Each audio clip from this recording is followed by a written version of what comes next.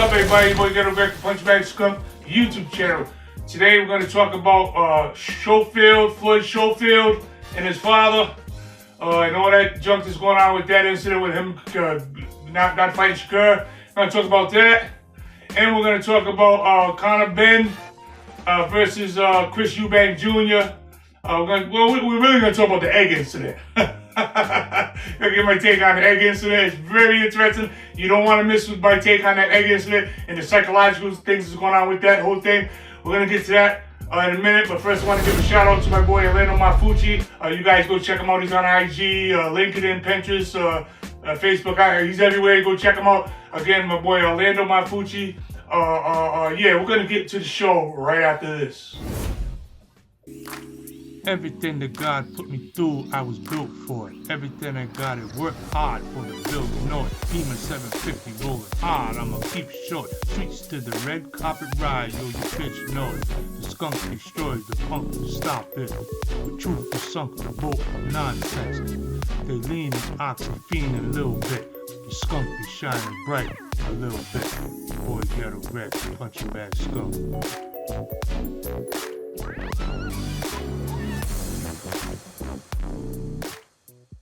Get on, pop, pop, pop. Get out, him pulling out of that fight with Shakur Stevenson. Some people saying he pulled out legitimately, some saying he didn't pull out. The reason why I can't get this right is because this is the kind of foolishness that I don't even want to deal with, that we never had to deal with in the history of boxing. Like, we never had to deal with this stuff back in our day. This is strictly new school foolishness that we gotta have.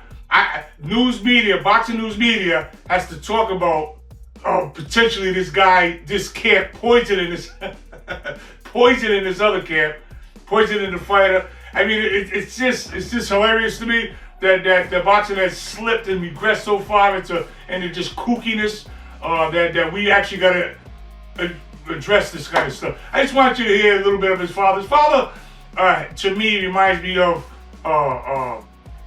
Devin Haney's father. You know how ridiculous he is. This guy is a close second, if not just outright tied with him, for just fathers trying to seek the limelight in place of their sons. I don't agree with it, but listen. Plus, he sounds like Bugs Bunny. Let's listen to him for a minute. Stay in the fight, but they were saying no, it looked really bad, so we got to get Shakur a replacement. So that's what happened. We never ducked out of a fight. They just completely pulled us from the fight. When did you know that Floyd was sick? Because I think I talked to you, like a day before that? I got a text, and that's about the most I could say there. I got a text with a heads up, and when I went to the room, he collapsed, he was out. And if any other thing, I would have thought he was asleep.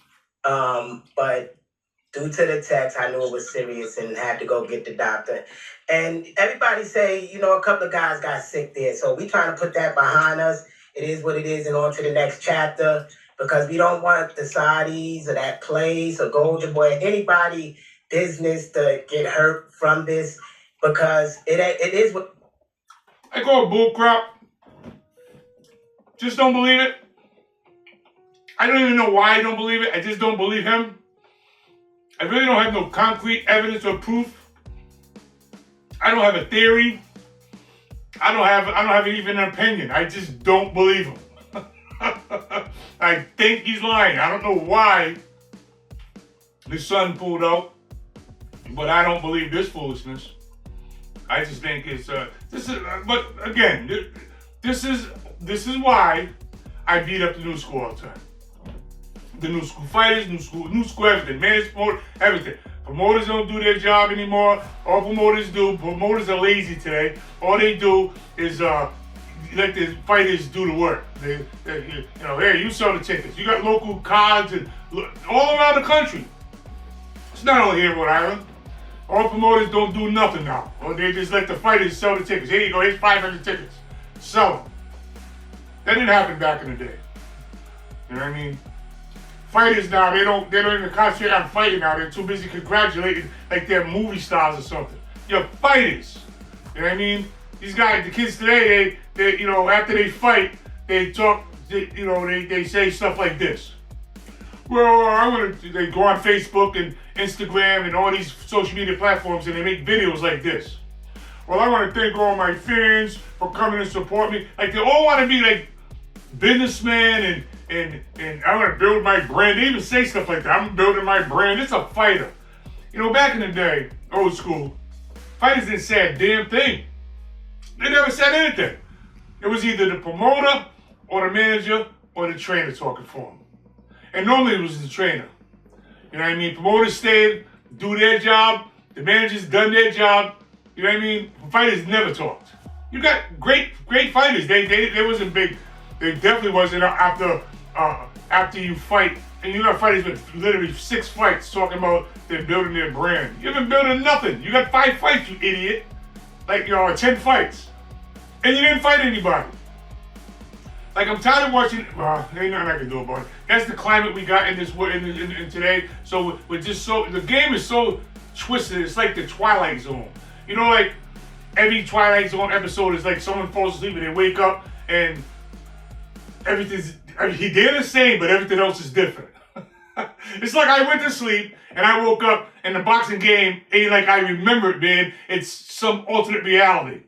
Like foolishness. Fighters being buddy and friends. 4 guys in the same weight class and they're all friends. Like, let's make money together. Instead of, I'm the best 147 pounder in the world. You know what I mean? Demanding the fights. Can't nobody tell me I'm not fighting. You know what I mean? No promoter, no nothing. Not Turkey, actually, Ali, whatever his name is. Turkey. And I think he's doing pretty decent, putting on fights, but that's not my point. My point is the climate in boxing is a joke. So, what I think about this stuff, this is just a microcosm. This is just what boxing is now. It's just a joke. Whenever you got boxing fans seriously considering Canelo against Jake Paul, then that tells you all you need to know. Anyway, this guy right here is the next Floyd. I don't know much about him. I'm not even trying to act like I do. I don't know much about Floyd Schofield and his father, but what I do see is similarities with his father and Devin Haney's father. You know, just talking all like they're in the limelight all the time. Well, I don't think that kind of crap is good for boxing. I think everybody, all the fighters should just shut the hell up and fight. How about that? That's what they used to do. Sign the fight, fight. Now you got TV, YouTube channels, tons of them. I mean, pretty much every YouTube channel, not mine, because I don't play that foolishness, but every YouTube channel. I just seen a video today about with some boxing podcast, some idiot that never boxed, obviously, none of them ever boxed before, none of them never fought, they never fight, never throw, they wouldn't fight nothing, but they got channels and they're these experts on boxing. It just annoys me. And this is why these nerds come in and it becomes more important. Numbers and sales and all that stuff becomes more important, not quality. So if you got 10 belts, you got 10 belts, but they don't look at the quality of the belts. Canelo can have 10, 11 belts, but his 10, 11 belts don't equal Sugar Ray Leonard's 3 belts, because Sugar Ray Leonard is a greater fighter, and even at welterweight, he'd knock him out at middleweight. So he's not even a comparison. But if you look on paper, he's got 10 belts, Sugar Ray Leonard's got 3 belts. You see what I'm saying? So some idiot that comes up in this culture that don't know nothing about value, they just grew up in this era with YouTube stars and celebrity boxing and Mike Tyson fighting, all this junk. They grew up in this era. They don't go back to the 4 Kings era. They came up in that era. They don't know nothing. They think Canelo's 10 belts are better than Sugar. Now you're online arguing with this idiot, right? You're online arguing with this idiot that said, no, Canelo got 10 belts. He jumped 3 weight. He's telling you all these idiot arguments because he's just clueless. That's what happens when you got Google knowledge with no fucking wisdom. Like, you just don't know nothing. But the internet's littered with idiots that think they know something, but they're just really fools. Shakur Stevenson, what was I getting ready to say? This guy pulling out a fight with, I'm gonna have to edit this now. This guy pulling out, I don't even want to edit it now. This guy pulling out out of the fight with Chris Stevenson doesn't happen in 1980. And that's it. That's all it's for. What's next? Oh, Chris Eubank. I laughed for 15 minutes straight when I see that. That was awesome. Some guy on my Facebook group, Punchingbagskunk Facebook group, by the way, go check it out. We got almost 10,000 members.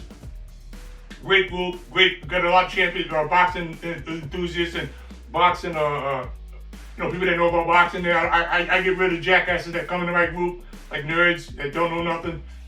I just get them out of my group. I kick them out and block them and ban them because I just don't want that foolishness. So if you really want to build real hardcore boxing fans and boxing talk and all that, come to Punchingbagskunk Facebook group. Anyway, in the group today, some guy was talking about some guy was actually like not mad. He was saying that it wasn't cool that Chris Eubank Jr. smacked Ben in the head with that egg. I'm like, how is that not cool? That's awesome. That's what it's about. You know what I mean? I'm tired of all this nicey stuff. Yeah, well, this the best man win. And all that. I'm living back in the days when Mel Duran gave Sugar Leonard's wife the finger. You know what I mean? I'm back in the days where fighters didn't like each other. Now everybody loves each other. They hug and kiss too much. They tap gloves after every round. I'm not tapping the gloves with my opponent. I'm just not doing it. I'm trying to thumb him in the eye during the round. I'm trying to put his eye out. So why am I trying? Anyway. Let me just break it down about that though. Right now, Chris Eubank Jr. won the fight. The psychological fight is won. Smacked this dude in the head with an egg. I mean, that's just awesome, man. That's awesome. You know what I mean? And what made me laugh is that my boy, shout out to 2004 U.S. Olympian Jason Big Six Estrada. Hey, shout out to Jason because he put a post in the Punchback group that I showed the clip from the Rocky 3 when Mr. T and Rocky was fighting and Mr. T, and you know the scene where Mr. T, I forgot what happened. Someone did something to piss Mr. T off, and he started going on, and he's trying to get away, and he put that scene in. It fits perfect. When you look at Conner Benn trying to get away, it's hilarious. I mean, it reminded me of that scene in Rocky 3 when Mr. T was bugging out. But the psychological battle was won right there by Chris Eubank. Boxing is not only physical; it's I was going to say spiritual. It's mental. Like if a guy is training and he does it, he's a 4-round fighter and he does it, and then his team comes, his manager comes and says, you got your first 6 rounder coming up, and he doesn't really know he can go 6 rounds, even though he's training 6, 8, 10 rounds in the gym. He doesn't know it. It's not in him. He doesn't really know it until he does it. Now he does a 6 round and he knows I can go 6 rounds. So prior to that, from that 4 to that 6 rounder, he has a little trepidation. Slightly. Somewhere in his spirit, he doesn't know he can do it. He does it, now he knows he can do it. Same thing, 6 to 8, 8 to 10, 10 to 12, and now back in the day it should be 12 to 15, but we took the championship rounds out. But what I'm trying to say is that it's a mental, it's a psychological game. We have a psychological game of warfare. Youngsters don't know about that. Go back to the Sonny Liston Muhammad Ali days when Sonny Liston was considered the killer, the guy that was, with the mob, and he just it's a monster, and he's knocking people out. He's just demolishing people. He's just demolishing people. And Ali just came with literally no respect for this guy, no fear, no nothing, no trepidation, nothing. It's just like, who gives a fuck you, like that was the and he couldn't believe it. Anytime you face, and I'm not saying Sonny was a bully. I'm just saying when you have a bully and he doesn't scare you, when the bully doesn't scare you, he loses half his power. Every time a bully stand up to a bully I'm not talking about phony stand up saying, I ain't scared of you when you really are. I'm talking about if you generally, motherfucker what? Like that, that takes some of the power from the punch. It's the same way for a puncher that knocks everyone out, lands his money punch, pow! And the guy sits there, go, hey, that's all you got? It takes something away from you. Okay? Say whatever you want. I know what I'm talking about. I've been in boxing my whole life. If a guy knocks everyone out, he's got 40 fights and 40 knockouts, and he hits you, he knows you go, and he gets in a fight with someone, and he hits him, and they say, that's all you got, punk? He's some of that. There's a pinhole, ears coming out. He's something, yeah. Right? Same thing. Now, Conner Benn, his father's a consummate tough guy who's more tougher than Nigel Benn. So his son obviously probably tries to pattern himself after his father, hard as nails guy. Hard as nails not. Hard as nails guys don't get smacked in the face with an egg. It just, to me, it's just hilarious to me. So, hats off to Chris Eubank Jr. It was an ingenious move. He's won the psychological battle. I don't care what Conner Benn is saying after the fact. I know he came out after and said, that's the only punch you're gonna land, and he got to get his balls back. So that's the only punch you're gonna get. Watch, I'm gonna kick you, all that stuff. Fine, but right now, Chris Eubank Jr. won the fight. And if I had a bet, I don't think really either of them are really that great a fighter. By the way, if you just add that, I don't think they're like A-list, top shelf champions, not like fighters. Like I respect them. They've got pretty decent records and stuff, and I respect them. For just on a fighting, being a fighter. But I don't really think they're elite. But aside from that, this is fun. This is good. So I tell people, look, I want to see that. I don't have no problem with Riddick Bowe banging Larry Donald in the face. Now, there's no disrespect to Larry Donald. You know what I mean? I don't know the guy. But I'm just saying, I don't have no problem with that. I don't have no problem with Terrence Crawford sucker shot and Benavidez' brother at the press conference. I don't have no problem with these things. This tells me that these guys are edged out, they're ready to fight, and they got that killer instinct in them. All that junk, I can't take it. I think get it out of boxing. You're not a businessman, you're a fighter. You know what I mean? Not everybody wants to be businessmen first and fighters second.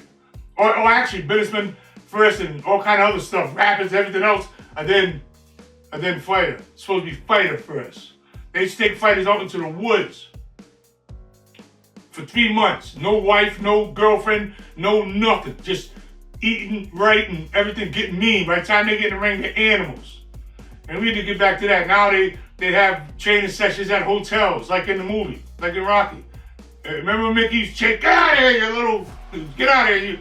Now they're doing that junk. So, anyway. I just wanted that was good. Hey, hats off to Chris Eubank Jr. It was an ingenious move, as far as I'm concerned. He's won the psychological battle, automatically won. I don't care what Conner Benn says. No tough guys get smacked in the face with egg yolk and remaining, intimidating. It's impossible to be intimidating when you got white egg yolk and yellow egg yolk all over your face. Sorry, it's just impossible, brother. Now you better get in there and kick his ass. So if he smacked me with that egg, it's no way them guys would have been able to hold me back.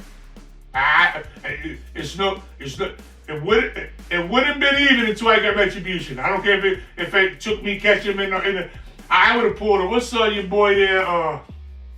The basketball player for New York. I always am not. I don't want to admire like Doug stuff, but I'm saying I always kind of took my hat off to him when I seen that. It was what's his name from the New York Knicks, shoots the threes. He was go to Syracuse with he was like it's him and LeBron when he was in college. But anyway, I can't think of his name right now. But I remember him having a beef with a Kevin Garnett on Kevin's always running his mouth, and he had a beef with him, and I guess the beef got serious, and it wasn't about all showing. It was about he met him coming out of the locker room like you're leaving home, and he was right there. I can respect that because that's something I would do. Like, never mind for the cameras and all that. You really want to handle something? You really want some of Greg to ghetto Greg? Then we don't need no cameras. We don't need none of that. All right? Because now I'm right at the locker room when you come out. What's up? I can't think of his name, but you guys know what I'm talking about. Look it up. That's the show, man. Yo, I really just wanted to laugh. But I was going to show it, but you can't really see it on the screen. But with Chris Eubank Jr. Smacking the hell out of Conner Benn. Smack the living hell out of that dude. Anyway, man, your boy Ghetto Greg. Peace, guys.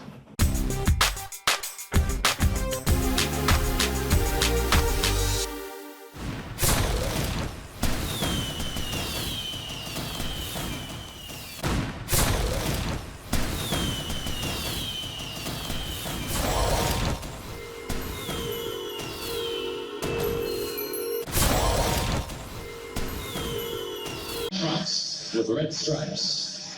And coming from Vermont is Odell Walker.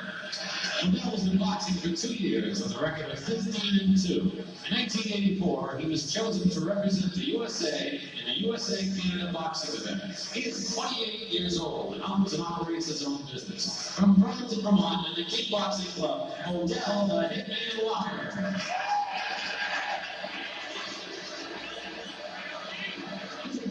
In the blue corner, wearing the red stripes with white stripes, Greg Towns. Fighting out of Northeast Gym, Greg Towns' nickname is Noni. He's 22 years of age, and he's employed in Providence as an electro player. His hobbies are boxing, running, and music. Odell Hitman Walker out of Vermont, wearing the white trunks, going up against Gregory Towns in the red. And as we've seen pretty much all night, guys come out meaning business.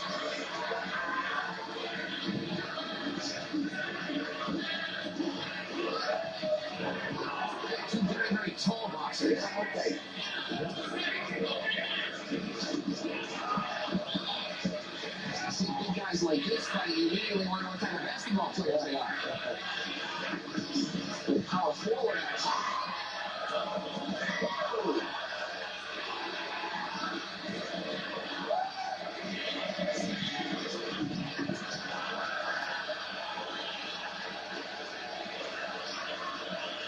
A little excitement, no punches landed. Now they go at it right above us. Nick Fitzgerald breaks him up, brings him back into the center of the circle.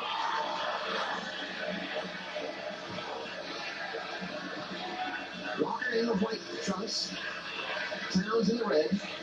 First round action. 178 pounders. Heavyweights are next. Yeah, that's the ones I'm looking for.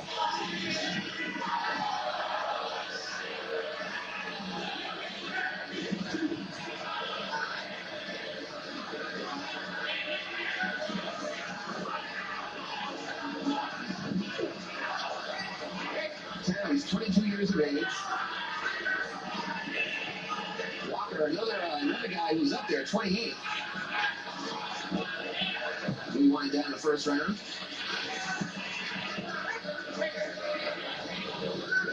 I love boxing to be in it as an amateur. If you want to get in, yes, you sure do.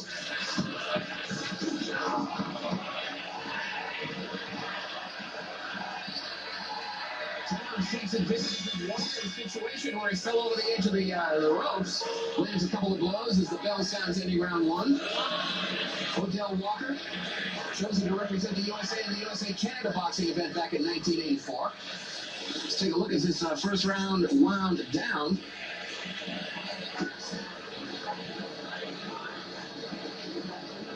Good combination there.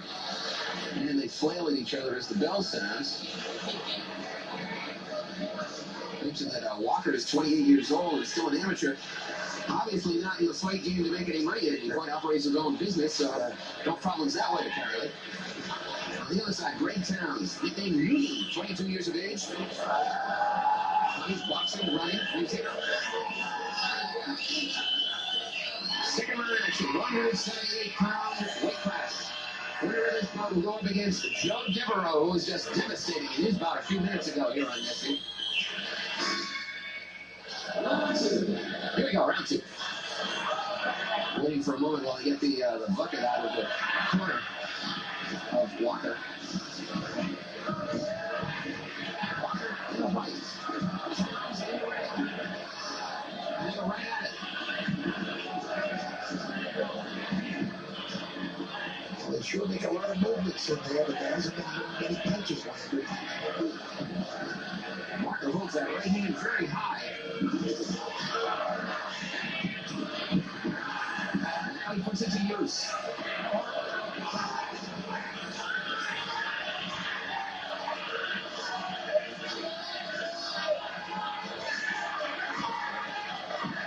Good action in the corner. Right hand by Towns. 2 of them, 3 of them, 4 of them.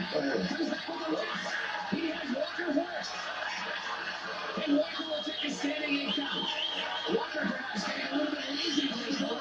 We're going to go back and get into business again and get out of this business. The standing 8 count, and this one's over. Yeah, you stopped it. Walker can't believe it. Back in his corner. And Fitzgerald explaining the eyes must be glassy or something. They must be. He didn't see the shot. That means he came over with a veteran referee, and if he saw something in his eyes and went right, he stopped it. So the hitman gets hit right out of it. Yeah. Greg Towns advances. So that'll mean tomorrow night he and Joe Devereaux. What's this action in the corner? Yeah, 1 left. 2, 3, 4, 5, No 6, defense at all. His hands are down. Tries to get him up. 7, 8, You can see Towns 10, punching right through there. Yeah. 12. Oh boy. The 20th fight of the evening has No, ended 15 in punches without punching each other. 15 seconds into the second round. The winner is Greg Towns. Towns over TKO. Oh, yeah, the KO, I should say. And he will go up against Joe Devereaux. Now, that's going to be some fight tomorrow night. Yeah, that should be We'll go to real good. I did already, but yeah. Out of the South Boston Boxing Club.